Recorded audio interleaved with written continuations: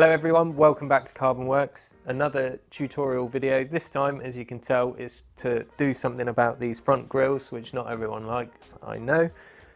This particular car we've chosen to go with our DTM package, so these are the front grills you'll be getting. As with all of our grills and the original factory grill, they fit from behind the bumper, which means bumper removal has to happen.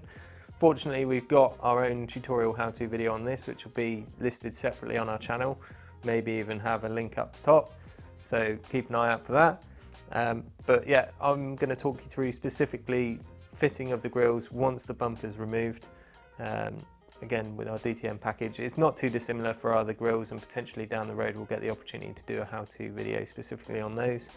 But this will today see our DTM ones going on. So again, standard format for our how-to videos. We'll go through the tools, processes, top tips, and hopefully that will arm you guys with the ability to get it done yourself should you wish. So yeah, I'll head over there in a sec, run you through the tools, and then I can get on with the fitting itself. So tooling wise, much the same as our front duct video if you've watched that. So generally speaking, for the rear of these bumpers, all that's required is an 8mm socket with a ratchet in this case, or you can use a gun, I probably won't. Then we've got a trim tool set, so again dealing with a lot of plastics here, so non-marking plastic trim tool set, and lastly a little pointy flat blade screwdriver which will probably come in useful for disconnecting any of the electrics behind the bumper. Lastly, I have also got some sort of rapid detailer here. This is specific to the paint finish on that car, however just something that cleans down the area, cleans down the aperture. Quite lucky with this being brand new, it probably won't be dirty, but any cars that have seen a little bit of use benefit from a wipe round of the aperture where the parts are going. So that's what that's there for. Check out potentially a link if we've got it all working and up to speed. There'll be an Amazon shop for us that will link you into the sort of tools that we're using that will help you get this job done at home. Beyond that, all that's left is for me to get cracking. I've got to get the bumper off, and then you guys can join me afterwards to see these grills go in. Okay, so step one of grill replacement is to remove the bumper. We've segregated the videos, so there is a separate how-to tutorial for bumper removal on the G8 series on our channel, so go take a look. This is what you'll end up with the bumper removed. Massive grill in the middle. That all fits from behind on the bumper, which we've got pretty much full access to at the moment. I say pretty much just because there's a little bit of wiring we could do with taking care of for the parking sensors here in the middle. So what we're going to need to do is just disconnect that to get it all out of the way. So working a way across from the passenger side on this UK spec car, we've got the end of the loom onto the end sensor, some plastic clips and hangers holding it to the inner skin of the bumper.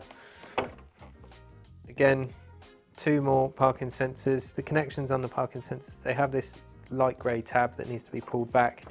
Once that's pulled back, you can pinch with the thumb and finger the plug connector and pull it off to remove. There's then some sprung metal clip connections on the back of the grill which hold the wiring on. They're going to need teasing off either with some sort of pick or a small flat blade electrical screwdriver, as I'm trying to do now. So just spread that open, that will remove. You've got 4 of those across the bumper itself. Another plastic trim connector in the middle.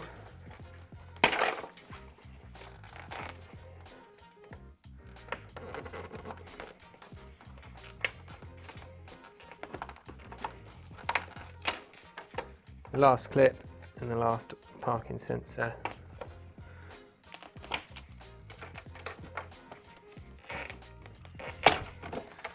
So with that all done, you can pull the wiring across to the driver's side out of the way. Tuck that up there. And that leaves us with just the grill itself. So the grill itself, removal of that is really straightforward. So you'll notice all the way around the perimeter of each side there are plastic tags, which are the clips that hold it to the front bumper skin. So all we're going to need to do, plastic trim tool, pick any point to start with. I normally start towards the top corner, and if you push the trim clip down and spread behind the tag, that should be enough to release it. And once you've done one, getting your hand behind it where you can to pull the bumper forward, move on to the next one, and that should in turn start to release the grill bit by bit. It might be advantageous to have a second pair of hands to help you with this, but it is doable by yourself. It's just a case of working your way around all the clips, which we'll do, and then we'll give you a shot of it coming out all in one piece. So with all the clips released, it is purely a case of pulling it up and out from the behind of the bumper. So that's the one piece original grille removed. It's just a few bits that we'll need to keep from this part now. One being the badge here, which is transferred. So that badge there, that gets transferred over to the new grille. In this case, there's a little mounting plaque for it. So we'll show you that in a later segment of this video. The other thing that needs to be removed is the parking sensor, one each side. They also get transferred to the new piece, which have the relevant clips behind to receive them, which we'll show you as well. So yeah, take those three bits off, and then that grille is ready to go in the back of the garage for many years to come and to be forgotten about. So yeah. Okay, so old grille removed. I've already harvested the original parking sensors, ready to swap to the new grille. That just leaves the badge to be removed and again recycled, reused onto the new grille. Small plastic trim tool of some sort should enable you to just peel the original badges off from their location. So that's 1, 2, and lastly the third bit. Unfortunately, it does all come away separately, so that means you're going to have to use your best calibrated eyesight to get everything lined up when fitting it on the new grille. This last bit stuck fully firm. Okay, so that's all three parts of the badge removed. I've actually been quite lucky. This original sticky adhesive is still on the grille, which means that the badge sections are actually pretty much ready to go. I'm going to use an alcohol wipe, which will be supplied with our kit, just to clean down the back of those badges and dry them off, ready for our double-sided sticky bits. Again, you'll be supplied these as part of the kit. We have these locally sourced and made. They're laser cut to the exact dimensions of the badge, which makes life super easy. You'll just have to peel the one side off, stick it to the back of the badge, and when you're happy that that's gone off and that's ready to stick down, you can peel the reverse side off, line it up and stick it down on the grille. So I'll get cracking with that now, which will mean it's all fit and ready to go back on the car. So that is the grille badge now fitted, as you can see there. Take a look if you will. So that wasn't so bad. Now all we got to do is pop the grilles into the bumper and look at securing them with the fitting kit provided. So actually these particular grilles, contrary to the other sets and to the original, they fit from the front in rather than the back forward. So what we'll need to do is flip the bumper over so that we can install both grilles from the other side. So I'll just pop that there.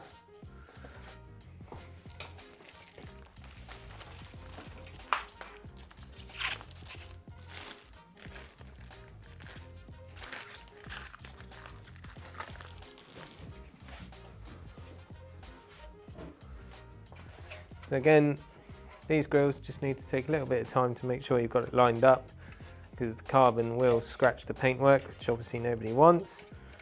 Once they're lined up, pop them into place. Again, much like the ducts, these grilles have got a nice foam gaskets around on them. So that's one side in.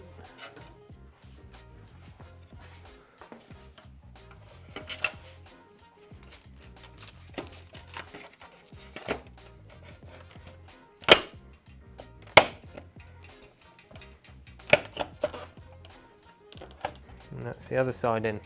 So at this point, what you'll need to do now, again, is to flip the bumper back over. At which point you can turn your attention to making sure that all the clips are fully engaged, so they have to lip over the end. Some of them like this will need popping over the end of the factory tag on the bumper.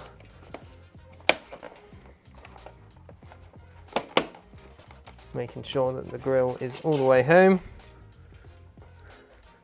Same on both sides, of course.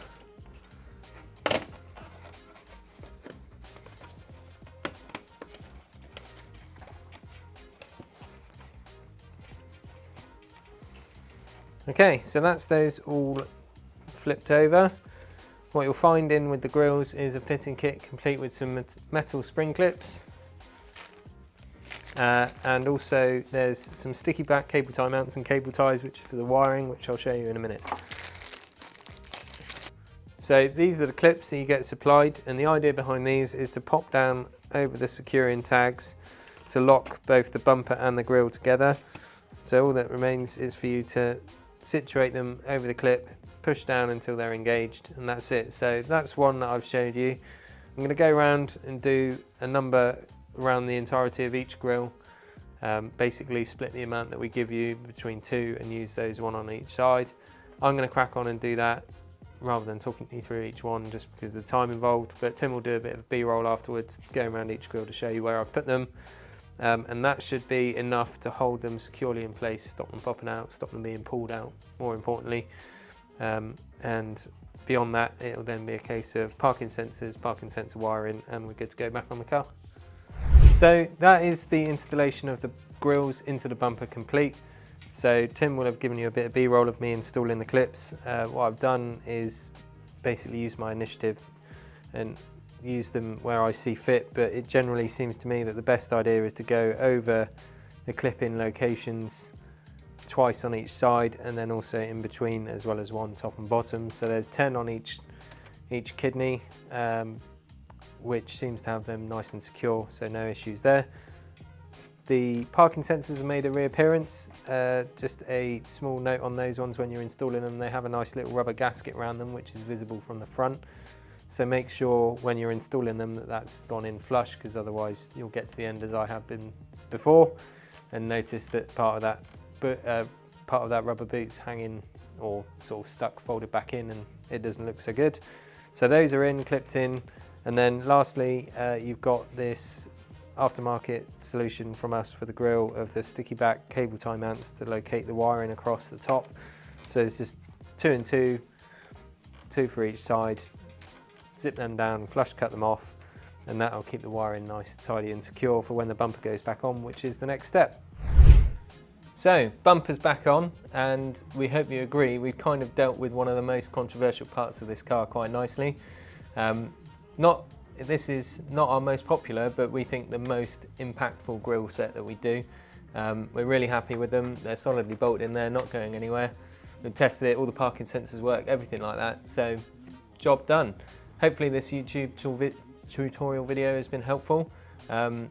Before anyone says anything, we know the number plate's missing. It is right here, and there is some wizardry going on that means it will go there. But we'll keep that to us for now, and we quite like it without.